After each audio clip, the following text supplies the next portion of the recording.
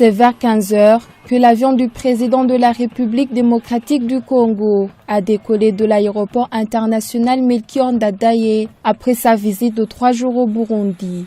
Les hymnes nationaux des deux pays ont retenti pour marquer la fin de cette visite du chef de l'État congolais au Burundi.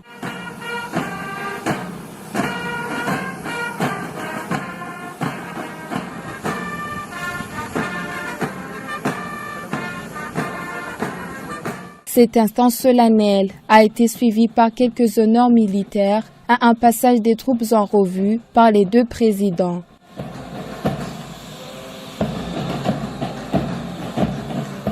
Certains hauts cadres du gouvernement, dont le couple présidentiel, les ministres, ainsi que les hauts gradés de l'armée et de la police, sont allés saluer le départ de cet hôte de marque et toute sa délégation.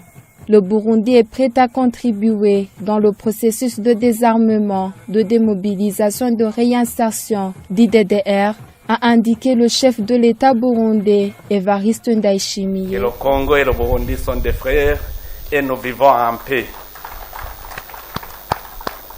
Le malheur de l'un est le malheur de l'autre, le bonheur de l'un est le bonheur de l'autre. C'est pour cela que nous avons le douleur quand nous sentons que l'Est du Congo n'est pas stabilisé pacifiquement.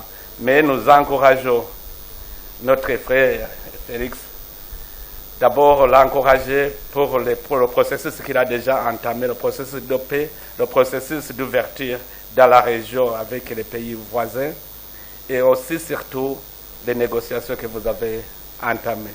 Sachez que le Burundi a de l'expérience en matière de processus de paix. Nous aurons beaucoup de choses à contribuer, que ce soit dans le processus DDR, que ce soit dans la réconciliation aussi. Et je vous avais dit que le Burundi a connu de graves crises, plus que la RDC. Donc ne vous découragez pas. Pour vous, ça sera facile de vous réconcilier, de ramener la paix. Le président de la RDC a salué le pas franchi dans la réalisation de certains projets phares. D'après lui, cette visite aidera à rapprocher davantage le peuple burundais et le peuple congolais. Ma volonté de vouloir davantage rapprocher nos peuples qui sont déjà si proches. Vous savez, Uvira, c'est un jet de pierre d'ici.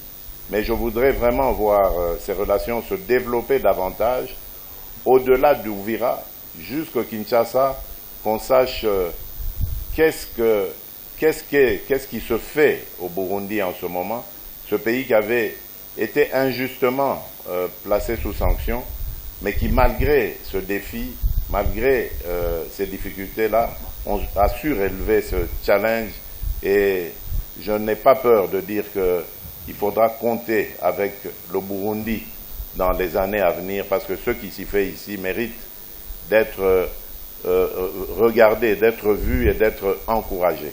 À titre de rappel, cette visite du président de la RDC au Burundi est sa deuxième visite officielle. La première a été effectuée en 2019.